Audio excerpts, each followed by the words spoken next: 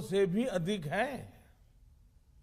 पहले जो सरकारें रहीं, उनकी प्राथमिकताओं में ये छोटे किसान, इन छोटे किसानों की जरूरतें ये कभी नहीं रही। लेकिन बीते वर्षों में हमारी सरकार की कृषि से जुड़ी हर योजना के केंद्र में छोटे किसान रहे।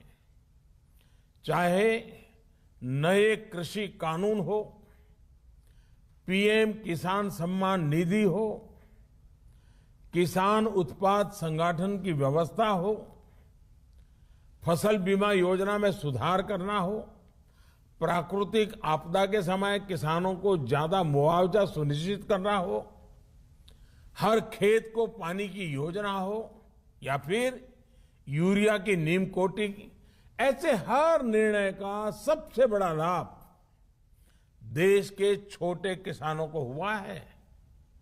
साथियों, बीते वर्षों में हमारी सरकार के हर काम में, हर योजना में महिलाओं को प्राथमिकता दी गई है। चाहे 3 तलाक के खिलाफ कानून हो, गर्भवती महिलाओं को 26 सप्ताह की छुट्टी हो, घर की रजिस्ट्री में महिलाओं को प्राथमिकता देने की बात हो, स्वच्छ भारत मिशन हो, उज्ज्वला योजना हो, मुद्रा योजना के तहत बिना गारंटी ऋण देना हो, रेहड़ी पटरी वालों के लिए पीएम स्वनिधि योजना हो, सभी का लाभ प्रमुख रूप से हमारी देश की महिलाओं को, माताओं को, बहनों को मिला है। साथियों, हमारे देश में सरकारों का मूल्यांकन, सरकार की शक्ति का आकलन, सरकार के परफॉर्मेंस की बातें ज्यादातर कौन सरकार कितनी बड़ी घोषणा करती रही है उसके ही आसपास रही है। लेकिन पहली बार ये मानदंड बदल रहे हैं, अवधारणा बदली है। हमारी सरकार का मूल्यांकन उसके डिलीवरी सिस्टम से हो रहा है।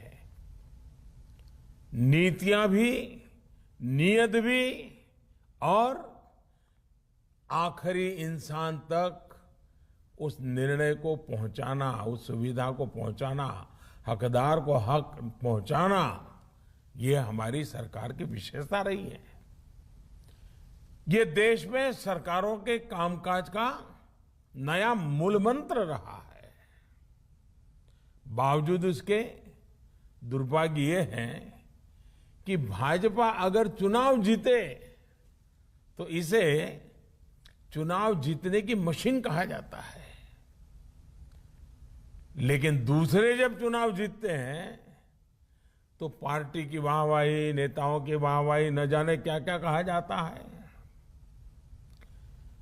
इस तरह के 2 मापदंड हम देख रहे हैं। जो लोग कहते हैं कि बीजेपी चुनाव जीतने की मशीन है, वो एक प्रकार से भारत के लोकतंत्र की जो परिपक्वता है उसको समझ ही नहीं पाते।